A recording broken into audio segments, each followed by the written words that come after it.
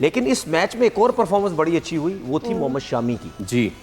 ठीक है, मैं उसकी तरफ मेरा ध्यान पता है क्यों था, इसको देखना है क्यों, ये हंसे समझ गए क्यों, क्योंकि जो पाकिस्तान का फास्ट बॉलर अनफिट होकर जब पाकिस्तान टीम में आता है ना, बहुत अच्छी बात, ठीक है, नाइस। ना उससे भागा जाता है, ना उससे आउट होते हैं, ना उसका पेस होता है, ना उसका एटीट्यूड होता है। जब शमी आया या इससे पहले बुमराह जब आया, आप देख लें जैसे छोड़ के गए थे वैसे ही वापस आए हैं। अच्छा, तो अच्छा, आते ही 5 आउट किए, आते ही उसका एटीट्यूड देके, उसका रनअप देके, उसका पेस देके। सर इसकी वजह क्या है? इसकी आप मुझे थोड़ी सी वजह बताएं। सबसे बड़ी वजह पता क्या है? हमारे पास मसूर्स भी हैं, हमारे पास रिहैब भी है, हमारे पास 11 रुकनी कोचिंग और मैनेजमेंट स्टाफ भी है, हमारे पास 6 रुकनी है ना, हमारे पास सिलेक्शन कमेटी सब कुछ है।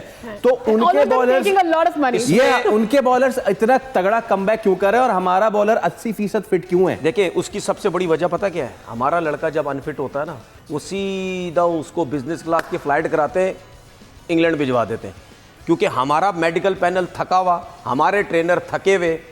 क्या बात कर रहे थे? हाँ बिल्कुल बिल्कुल।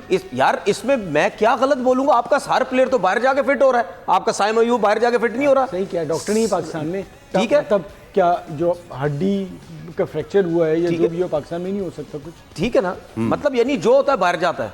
अच्छा उसके बाद जब हमारा लड़का फिट होता है, क्या वो प्रॉपर फर्स्ट क्लास क्रिकेट का मैच खेलता है?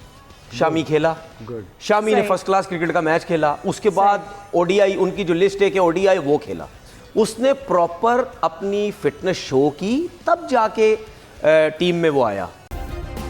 सब्सक्राइब करें और बेल दबाएं ताकि कोई खबर रह न जाए।